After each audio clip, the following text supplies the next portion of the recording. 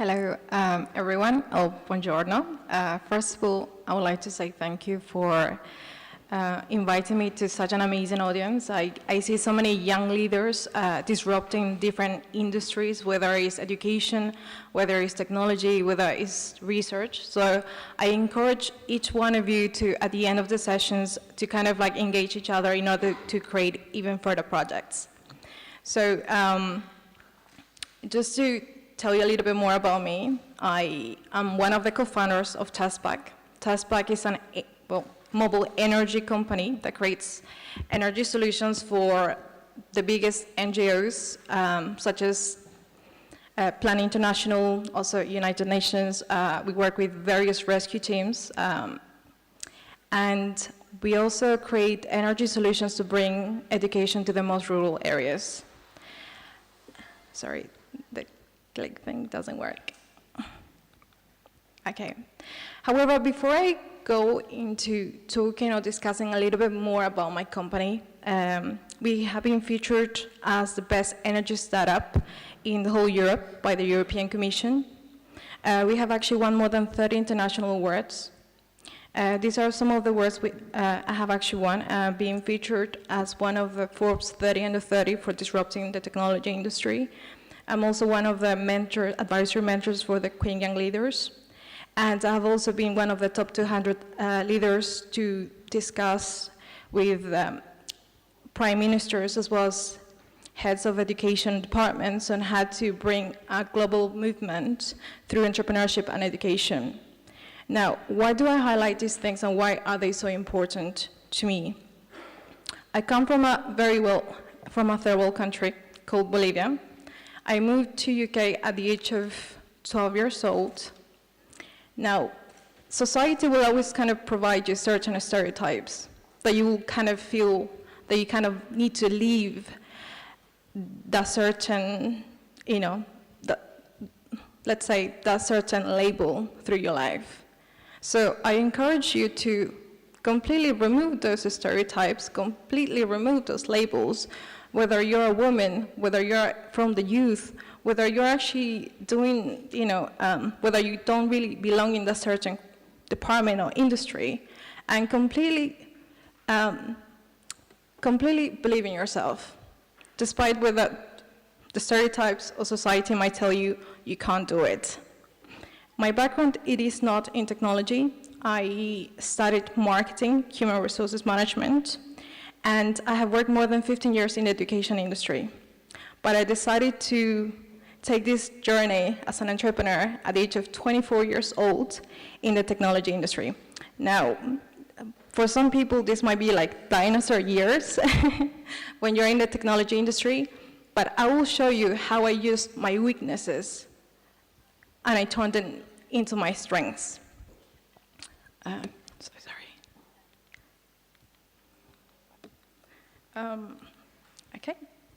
Okay, so TestBack is trying, TestBack what it's trying to do is we're trying to kind of solve the kind of need of energy. In the world, there's more than 1 billion of people that lack of electricity.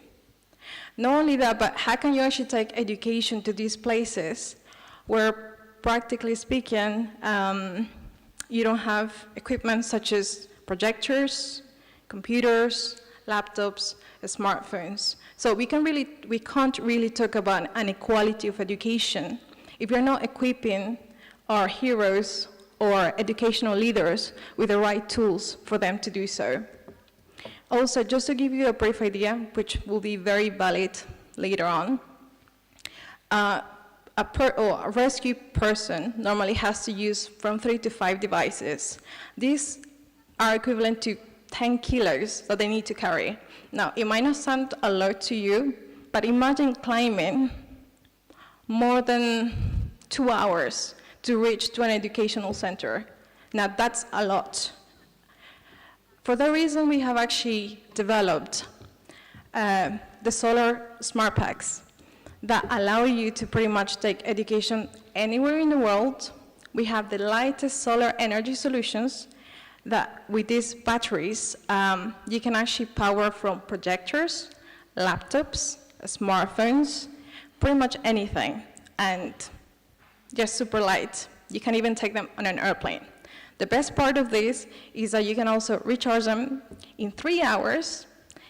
With those 3 hours, you already have enough energy to power your smartphone more than 10 times, your laptop more than 10 hours, and better yet, you don't need to know anything about engineering, nor solar energy, nor electronics. Because that's the biggest issue and obstacle that we have when we go to rural areas. How can we provide them tools if these people don't understand about solar energy? And when I mentioned to you before that I use my weaknesses as strengths, it's because every time we were developing these products, I was also putting in mind the knowledge that I had previously and how I could actually communicate this to the communities and people. Apart from the education side and the rescue teams and the NGOs, we also provide and sell our products to the outdoors industry. Now, not now, because now it's really cool, solar energy, but back in the days, it used to be perceived as a hippie trend, unfortunately. So we needed to create a change. We needed to make solar energy cool. So what did we do? Well, I'm really happy to announce that next year, we're going to be launching the first solar helmet that's going to be able to power action cameras. Normally, action cameras last for 1 hour. Now, with our technology, you're going to be able to recharge it, well, more than 12 hours on the go. It's going to have IoT connectivity, which is Internet of Things, in order for you to track your energy, to understand what will be the best angles for you to charge your energy. Also, we are releasing a power bank, 2,100 milliamps. In other words, it's the same capacity as your phone, and it can be recharged in 8 minutes. In order to change the consumer sector, we needed to use cool people. Unfortunately, before they thought solar energy didn't work. So all of our products are used by astronauts and scientists in order to kind of show that they do work. They use it in Antarctica in the most rigid weather conditions because this affects, technology. We work with the biggest entities such as TomTom, Intersports, Vodafone, and even rescue teams. And one of the cool projects that right now we have utilized our technology is Sara Mandala, providing education to more than 240 students.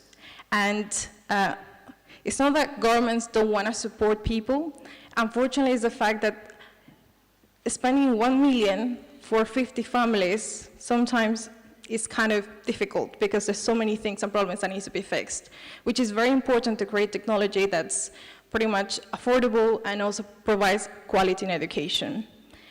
As a company, not only we provide technology, but at the same time we do mechathons, so we engage youth from 12-year-olds to 15-year-olds to participate and become engineers. We try to include young girls as well to participate, so they can actually be the future leaders in the technology industry as well. We also work with many scientists as well to take students to the glaciers to study as well the environment. Because in order to change the world, you really need to engage the youth. It's not about you, it's about showing the example that they can also take part.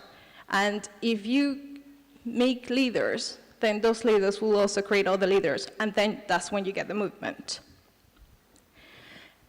And I will finish with this, which I think it's very, very important.